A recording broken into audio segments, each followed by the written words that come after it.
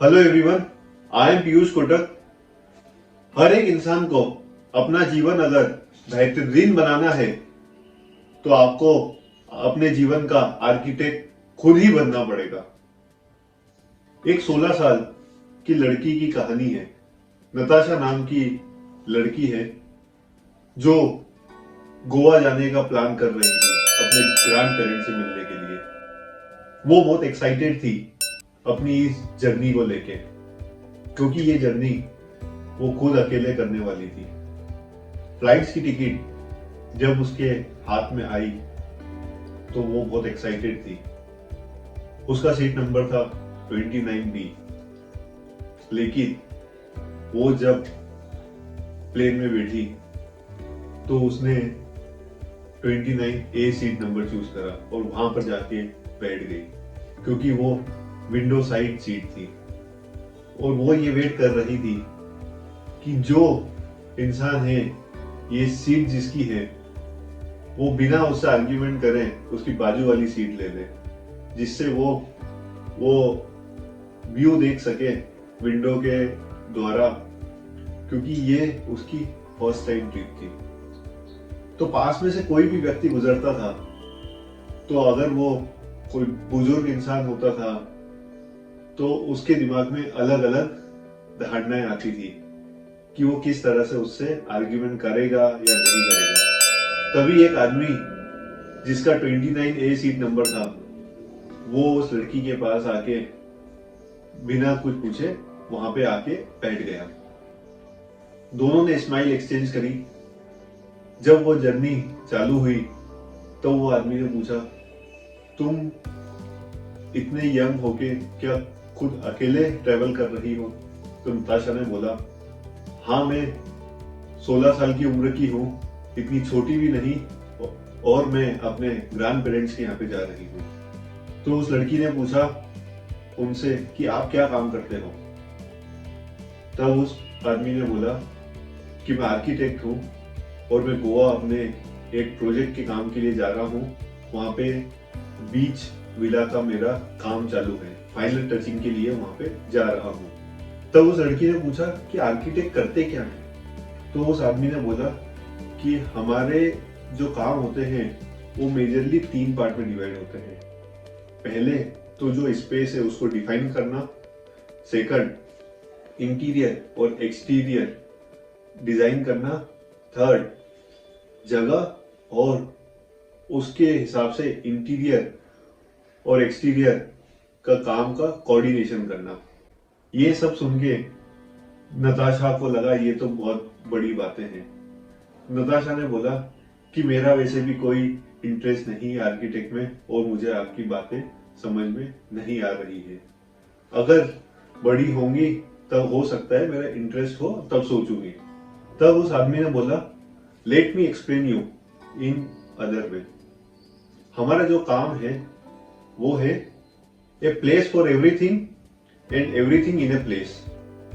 जैसे कि उन्होंने अपना वॉलेट निकाल के बताया कि ये वॉलेट में जैसे नोट रखने की जगह है, कॉइन रखने की जगह है, बिजनेस कार्ड्स रखने की जगह है, विजिटिंग कार्ड्स रखने की जगह है, वैसे ही हमारा जो काम होता है उसमें वो जगह के लिए प्रॉपर स्पेस हर चीज के लिए डिसाइड करना और उन चीजों को प्रॉपर स्पेस पे ऑर्गेनाइज करना।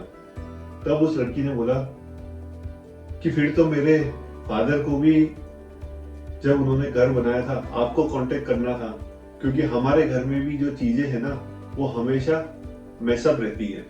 और उस लड़की ने बोला, मैंने भी अपने फादर को बोला था कि बड़ा घर बनाओ जिससे हर एक चीज के लिए प्रॉपर स्पेस रहे। तब उन्होंने बोला कि बड़ा घर बनाना ही सॉल्यूशन नहीं है।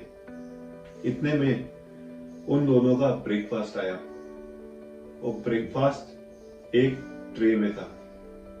तब उस आदमी ने उस ट्रे को पकड़ते हुए बोला कि जैसे ये ट्रे है, इसमें एक ब्रेड की स्पेस है, एक बटर का स्पेस है, एक जेम का स्पेस है और ऐसे ही दूसरे सामान का स्पेस है। अगर ये ट्रे को बड़ा कर देंगे तो सब चीजें हिलने डुलने लगेगी। तो जरूरी नहीं है कि बड़ी स्पेस से ही आपकी चीजें ऑर्गेनाइज हो, छोटी चीजों को भी आप ऑर्गेनाइज कर सकते हो। तब उस आदमी ने बोला, जब तुम वापस अपने घर जाओ तो जो जगह है तुम्हारे पास उसको प्रॉपर तरह से ऑर्गेनाइज कर देना, ड्रेसिंग एरिया प्रॉपर ऑर्गेनाइज कर देना, जूते चप्पल रखने की जगह को ऑर्गेनाइज कर देना। अगर तुम हर एक चीज को एक जगह दे दोगे और उस जगह पे उन्हें रखोगे तो चीजें मैनेजेबल हो जाएगी। तो इसी के साथ नताशा को और एक्साइटमेंट आने लगा और उसे उस आदमी की बातों में रुचि दिखने लगी। तब नताशा ने बोला कि ये तो सिर्फ स्पेस का सॉल्यूशन नहीं है, ये तो अपने समय के लिए भी एप्लीकेबल हो सकता है कि कहां पर अपना समय अपन स्पेंड कर रहे हैं। ये जो सॉल्यूशन है ये जीवन की हर एक चीज में एप्लीकेबल है। जैसे कि सुबह में अपना समय कैसे स्पेंड करती हूँ, एक्सरसाइज के लिए कितना टाइम देती हूँ, पढ़ाई के लिए कितना टाइम देती हूँ, ये सब चीजों को अगर मैं ऑर्गेनाइज कर लूं तो मैं खुद भी अपने जीवन की आर्किटेक्ट बन सकती हूँ। तो इसी के साथ उस आदमी ने बोला कि बिल्कुल तुम अपने जीवन की हर एक चीज में ये एप्लीकेबल कर सकते हो। तब उस लड़की ने बोला कि जी बिल्कुल, लेकिन अगर नहीं करूं तो इसकी कीमत क्या चुकानी होती है। तब उस आदमी ने बोला कि जब आप इसे ऑर्गेनाइज करोगे और उसकी वैल्यू पहचानोगे तब आपको पता चलेगा कि अनऑर्गेनाइज होने की क्या कीमत चुकानी होती है। तो इसी के साथ मैं हर एक जन से बोलना चाहता हूं कि हर एक जन को अपने जीवन का आर्किटेक्ट बनना पड़ेगा। इसको और डिटेल में मैंने अपनी किताब में गोल सेटिंग का जो चैप्टर है उसके माध्यम से आपको अपने जीवन का आर्किटेक्ट कैसे बनना है वो बताया है। तो हर एक जन को अपने जीवन का आर्किटेक्ट बनना होगा, क्योंकि आप अगर ऑर्गेनाइज बनोगे तो ही आपको पता चलेगा कि अनऑर्गेनाइज होने की क्या कीमत आप चुका रहे हो। Thank you so much. Stay connected.